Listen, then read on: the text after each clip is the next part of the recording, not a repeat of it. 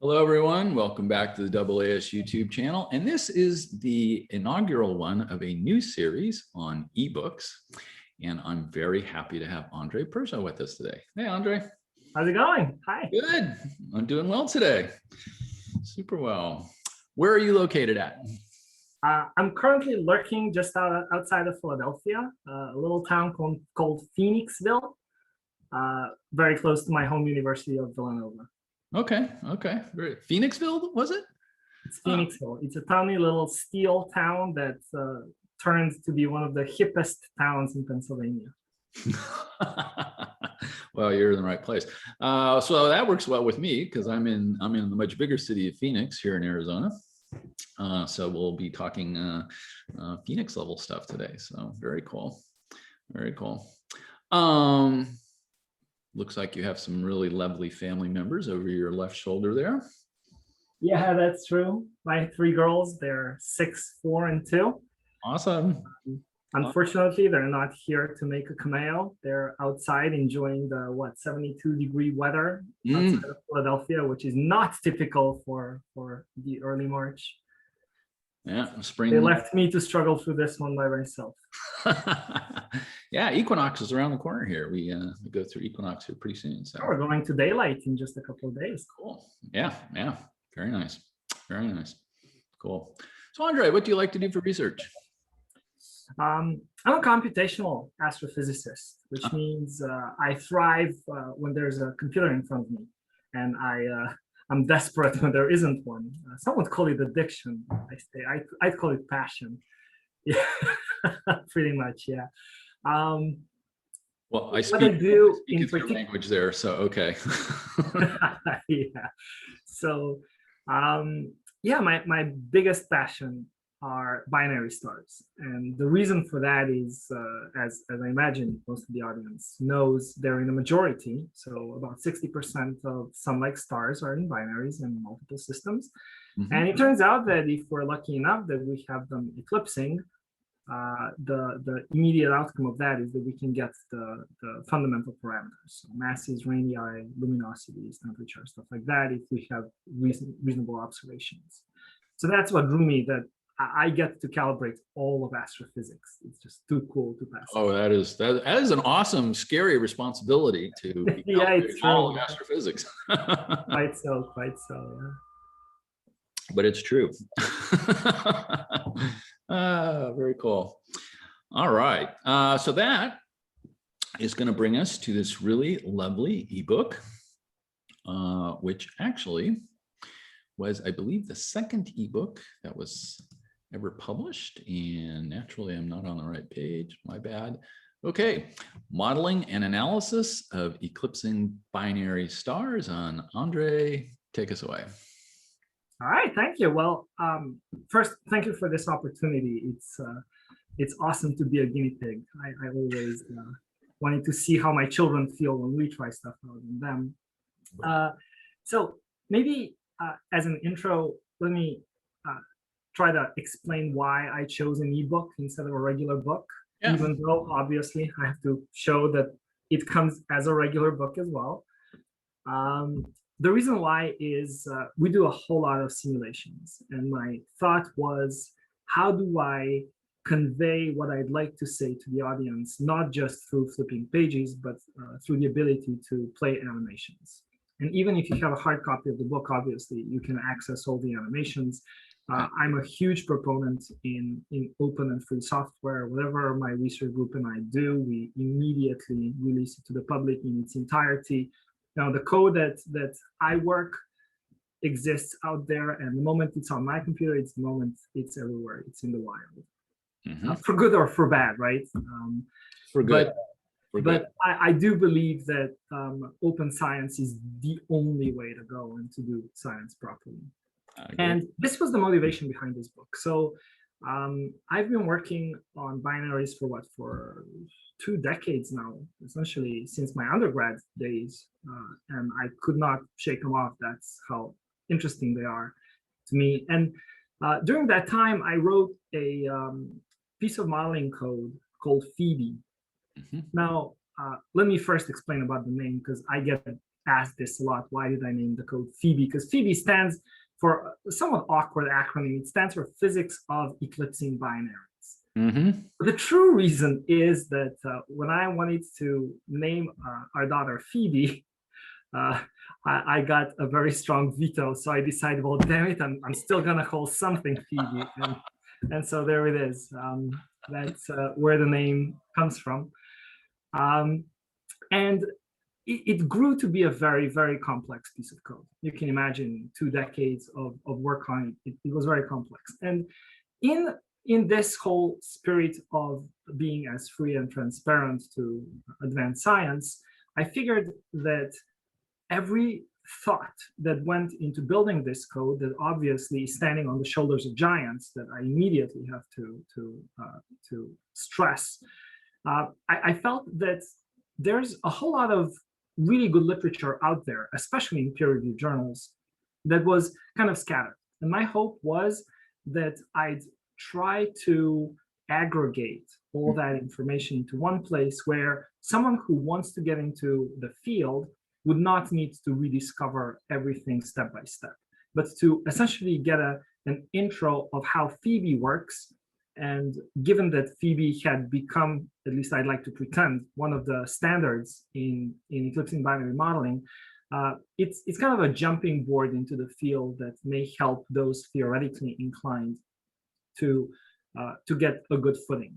And then for those that are using the code, to not use it as a black box, but to actually be able to kind of appreciate what the code does, and then by that, hopefully do a better job in applying that code. So if it remains a black box, it's because they choose. Yeah, that's essentially right. Not for the lack of the of opportunity, right? Right, correct. Yeah. So it might be easiest if we just kind of scroll through the contents to give the people an idea of what to expect, and then maybe focus on a couple of things that might be interesting. We got some contents here. Okay. Yeah. So yeah, very briefly, I think if anybody needs a reason why to jump into this field, I think the first couple of pages are all that they need to read. So we touched on this already a couple of minutes ago. Binaries are prevalent. They host all sorts of stars.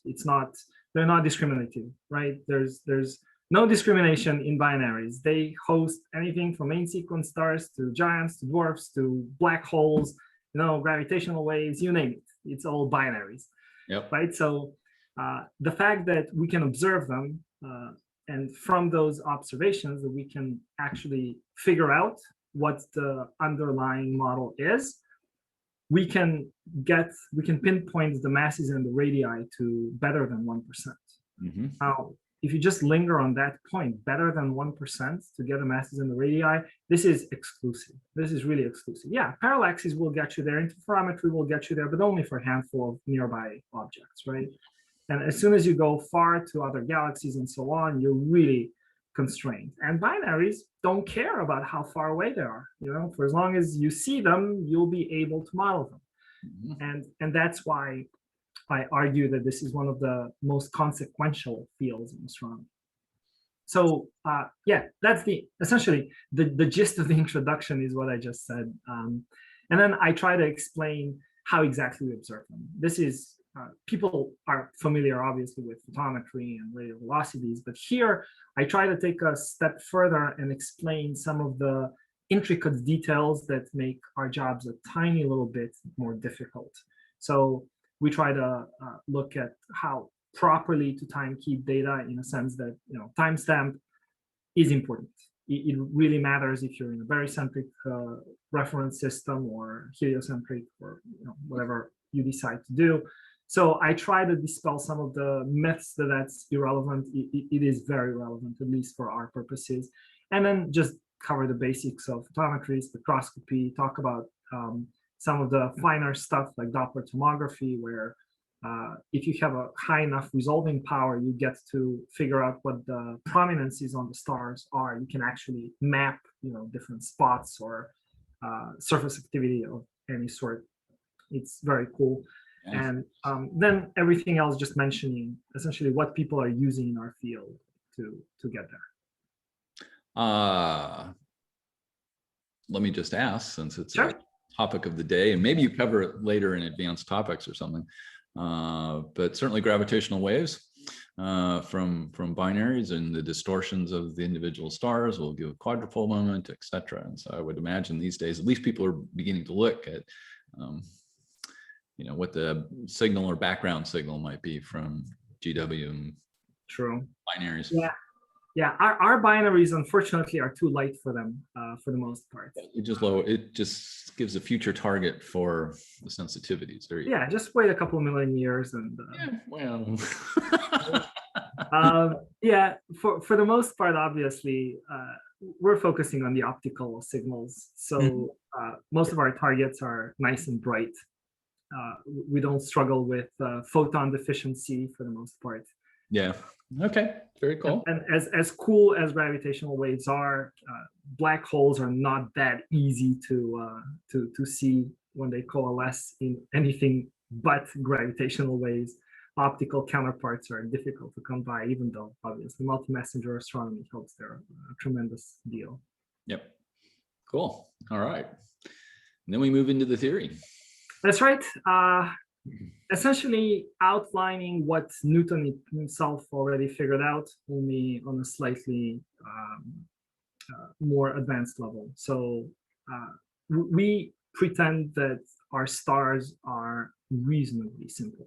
And by reasonably simple, we pretend that mass is concentrated in the center. So we don't concern ourselves with stellar structure models.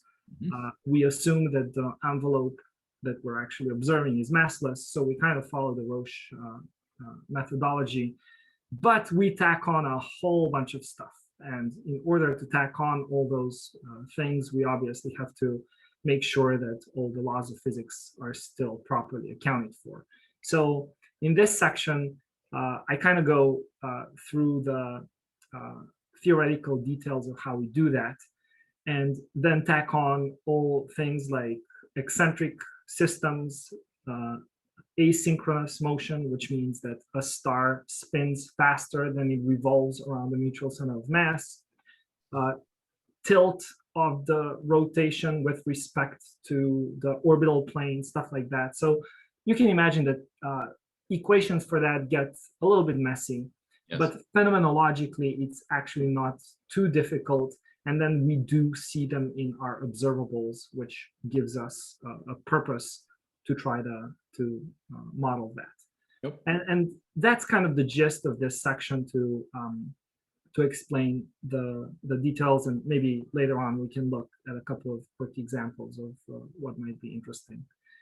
And then once we kind of lay out the system itself, what it looks like in the sky, then we turn on the light.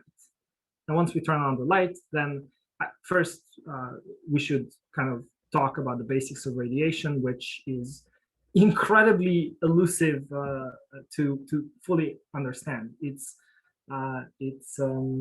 I hate to admit it, but even after 20 years of being in the field, it still trips me up every once in a while, because there's a lot of stuff that's not intuitive, especially when you turn relativity on, and to just work through all those details, it really takes quite a bit of work. And so in section 4, I kind of lay out the basics of it. That is kind of your typical grad level. But then section 5 really delves into all those intricate details that are necessary for us to kind of figure out. Because I imagine that most of the people who've ever listened or sat in a lecture on stellar properties, the first thing that we're taught is that stars are black bodies, right? Mm-hmm. Well, no, they're not. When you look at a spectra, no, they're not. Correct. So then to understand why they're not and to what extent they're not and stuff like that, it's quite a bit of work. And that's essentially the gist of number 5. And then another complication that's obvious is you have 2 stars instead of 1. Oops, there's irradiation. So you can't treat them as spherical anymore. There's a whole bunch of effects that's connected to distortions of the stars, like gravity darkening, and as I mentioned before, reflection, and then Doppler boosting that also has to do with the motion of the two stars about the center of mass. So again, quite a bit to absorb, but still everything that's tractable in modern day and age. Cool. So up through and including chapter 5, we kind of lay out the basic model. And then in the last chapter of this theoretical part is where we talk about second order effects, that if you have observables that are particularly accurate, for example, photometry from Kepler or spectroscopy from HARPS and instruments that really can deliver, say, meters per second accuracy in radial velocities, or at least of the order of, say, 10 micromagnitudes, then all of a sudden your models are just not accurate enough. So we need to fix the models in order to catch up with the data. And that's the point of section 6, to kind of point where the problems lie and how we can correct them. Cool. And obviously, you always have to cut corners at some point. Otherwise, it takes about an eternity to simulate a star. But we hope that we have a handle on just how badly we're cutting corners, and we're trying to be always at the level, at the threshold of the data accuracy themselves. And then finally, in the third part, the final bulk part of the book, we're talking about solving the inverse problem. So obviously, if I have a bag of parameters and I throw those parameters into the model, I'm going to get whatever observable I'm trying to simulate. But we're trying to solve the opposite, right? So you have your data acquired, and now you have to figure out what bag of parameters fits your model best, right? So this is an exceedingly difficult problem. So we're struck with very nonlinear models. The data are noisy. There's a lot of degeneracy in the parameters. Yep. So, and we're talking of the order of 100 parameter dimensional problem. So it's a complex problem. And here I truly try, rather than tell people how to solve that problem, I kind of lay out the traps of the problem. Because even to this day, we've tried a whole lot, and we're getting better and better at it, but we're not quite at the level where we can simply trust the machine to do our work. There's quite a bit of manual work that still remains. And then essentially, I just provide a couple of examples where this was used, and how you sample your solution then to get proper parameter errors. So gone are the days where you think that chi-squared is a good merit function. You really have to do a better job where you build your own probability function with the noise model and everything else, and run your sampler on top of your model, so you get reliable posteriors that are inference based rather than deterministic. Right. Very cool. And then we essentially wrap up by those poor survivors that managed to find their own way through the book. There's a whole brave new world beyond there that awaits, that essentially applies all these concepts to real systems. And this is where the real fun begins, where you're looking at the data, trying to figure out what the heck it is you're looking at, and then apply everything, either through Phoebe, or if people want to roll their own, obviously. So that's kind of the overview of the book. So so despite having sort of a head start of a decade or so on the issue, I'm curious, and for those who might be interested in writing their own ebook, how long did it take you from when you said, okay, I'm going to do this, to when it was finished? What's the time scale for that? Is this a 2-week process? Is this oh yeah, a little less than 2 weeks. 2 weeks, really? So you must have had a lot of pre-material, so to speak. Yeah. So when I was strong-armed, when I volunteered to do this, from the moment when that happened, I thought, genuinely, I thought that this was going to be about 6 months worth of effort, because I decided in my stage of the career, I made professor, so I felt that this would be the time to do this. Right. I kind of figured that if I blocked off 6 months to do this, that would be about right. I mean, in the first 6 months, I'd say I wrote about 2% of the book, maybe 3%, yeah, something like that. Okay. Where I had the outline and I did genuinely start with the table of contents. Mm-hmm. And then as I was starting to write it and rewrite it and try to pitch it this way, that way, the next thing you know, it's 2.5 years passed by. Okay. I was writing it essentially since 2016 all the way through 2018. Okay. When it saw the light of day.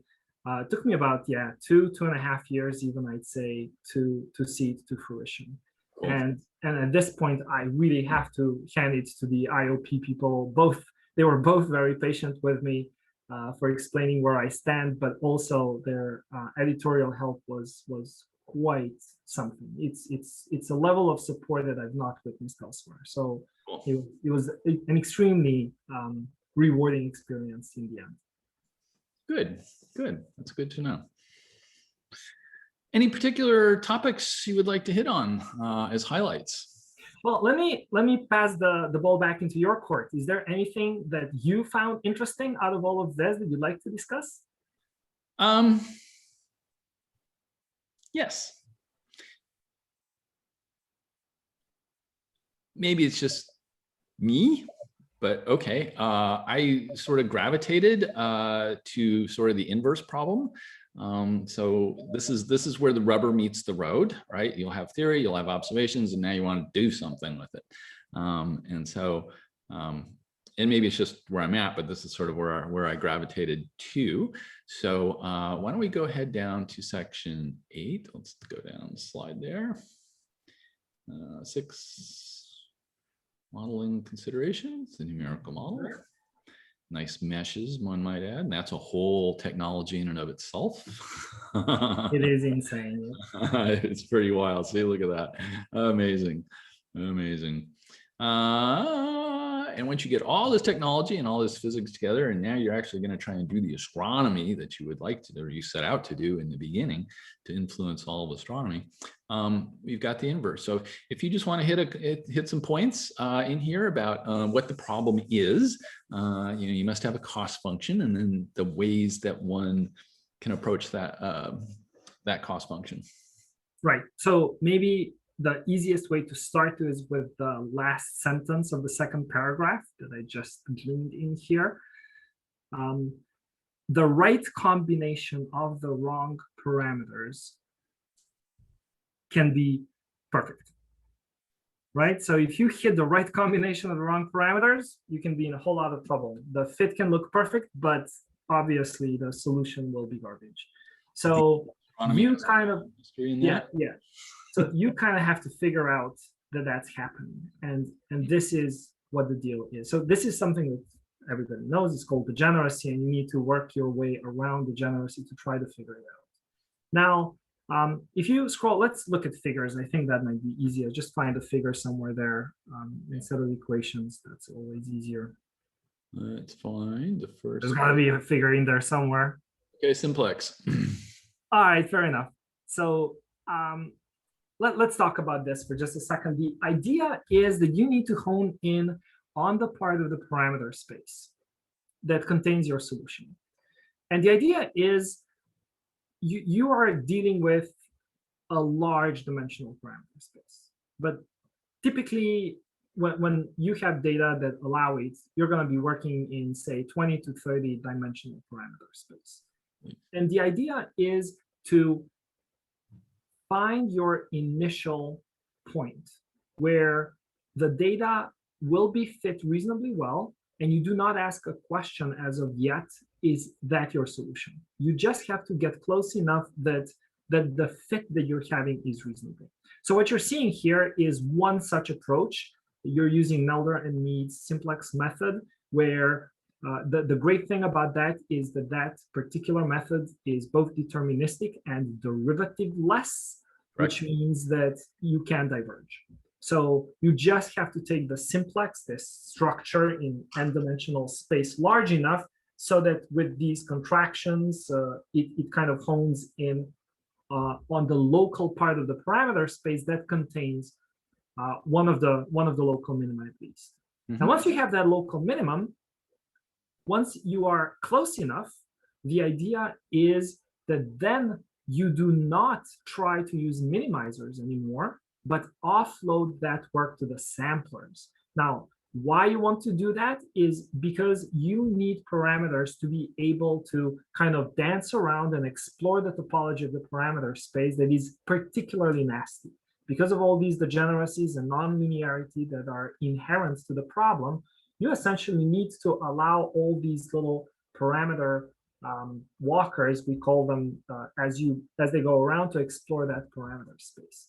So it's not enough to, and think about it this way. Typically, you'll never be looking for an n-dimensional point that solves your system, but a region. And sometimes you're going to be lucky, and that region is going to be filling the nice bowl in a parameter space. But at other points, there are going to be valleys and rivers, and you have to follow those and figure out what they are. So it is very naive to think that a value of the parameter is well determined or well described by a face value and an uncertainty. It's never that easy. It's the posterior of that parameter, given everything that you know encoded in the prior, and then everything that the model gives you encoded in the likelihood, including the noise and stuff like that. That's why you have to explore. So maybe if you feel like scrolling down till the next figure. Okay. Yep. Yeah. Yep. Like that one, for example, there you have it. So that's an example of this degeneracy. So the x-axis here is inclination, and the y-axis here is the surface potential. So this is gravitational surface potential. So it's essentially 1 over r, right? Yeah. Gm over r. Who cares about constants, right? So essentially on the y-axis, you're seeing a radius of the star, and on the x-axis, you're seeing the inclination of the star. Yep. And you see that there's a clear degeneracy. This is kind of a banana-shaped minimum that's below there, right? That, yes? So you can try to stop and think why that is.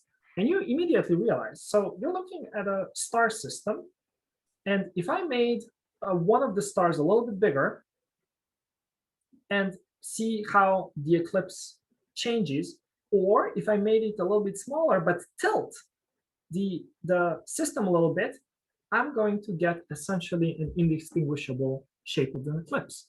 And this is what is shown here. So this is the topology of the parameters, and this is obviously just a 2-dimensional cross-section. But imagine doing this in 20, 30 dimensions. Right. It's essentially just a symptom of our parameter choice and of the problem itself. So this kind of gives people an idea of what to look out for, that you're not looking for a single point solution. You're looking at a region that holds your solution, and the extent of that region will depend on the data accuracy, so on error bars on data points, and on where in the parameter space you are. Sometimes you'll be lucky, and then other times you won't.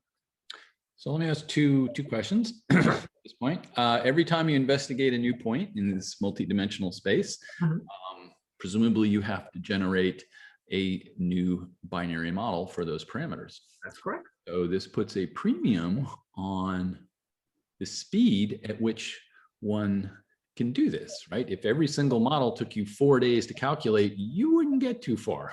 No, fortunately not. So there are 2 parts to this answer. The first part is good. The second one is horrible.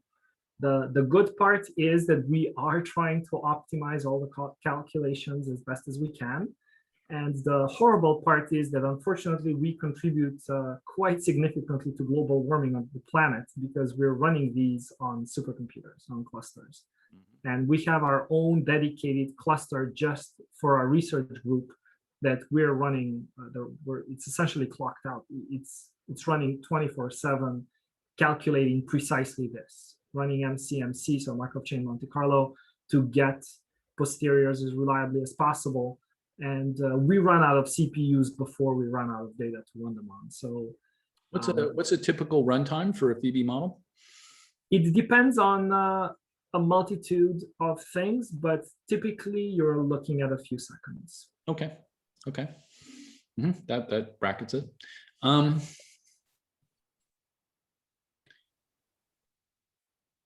Is that 2 questions? So that's one. The second one I'm forming here.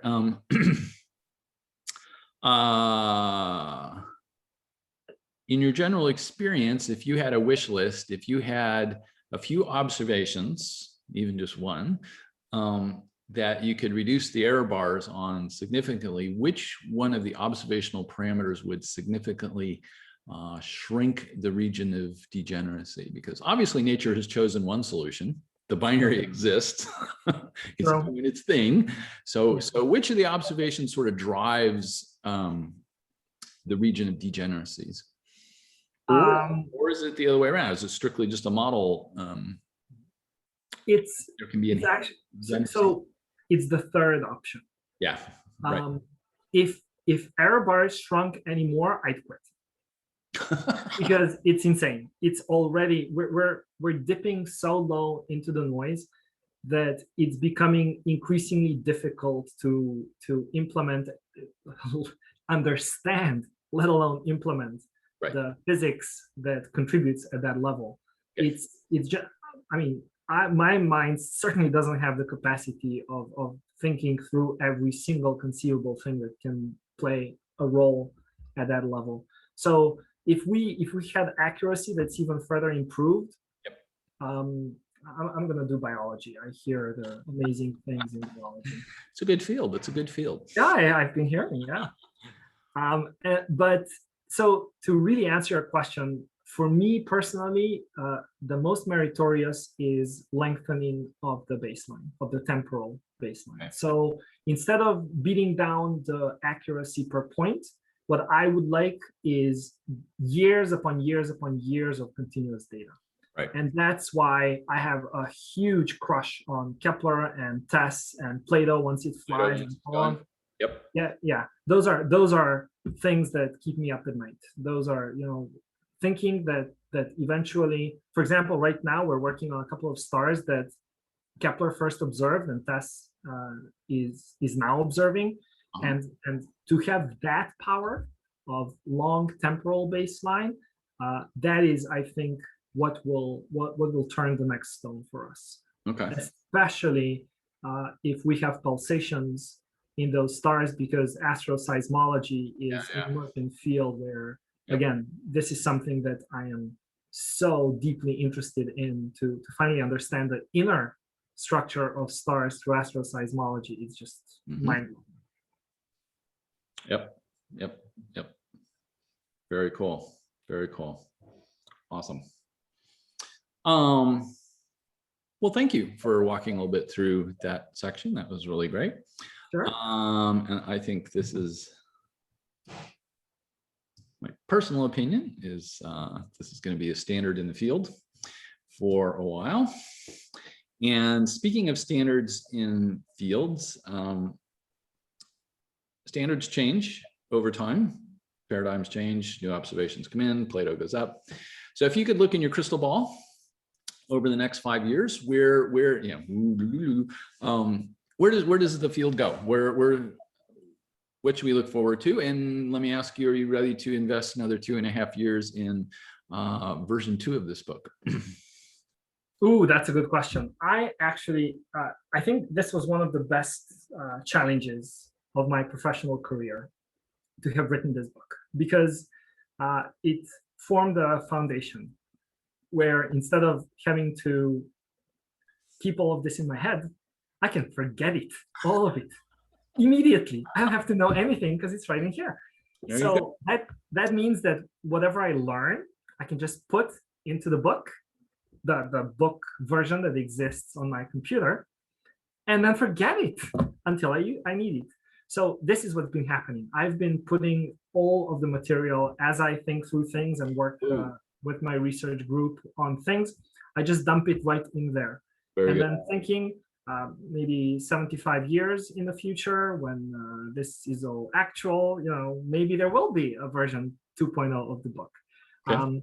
But honestly, at this point, it's still such a new book. I would love to get feedback from the people, what they like, what they don't like. Ooh, In okay.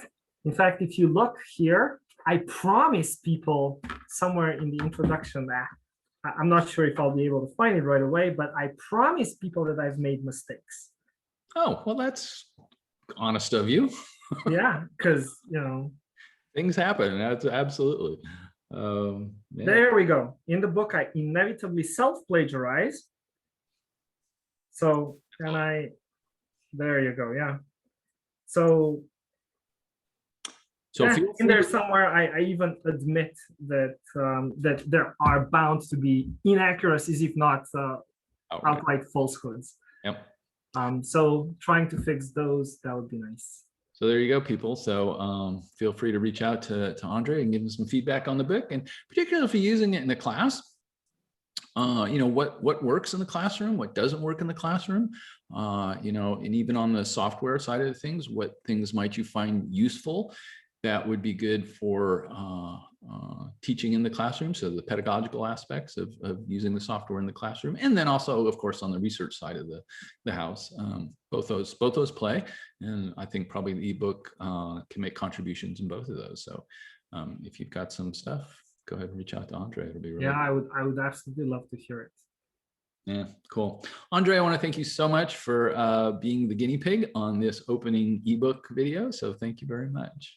Yeah, I imagine it's been fun to go through the table of contents rather than the content itself, but it might be the most extensive that we can do in the 40 minutes that we have. Well, you're very lucid and you have you roll with it very well. So I thought it went well. So Thank you. okay, before we start complimenting ourselves too well, that'll be the end of this video, everyone. So all right, everyone. Thank you. And I look forward to seeing you on the next ebook series. Bye. Bye.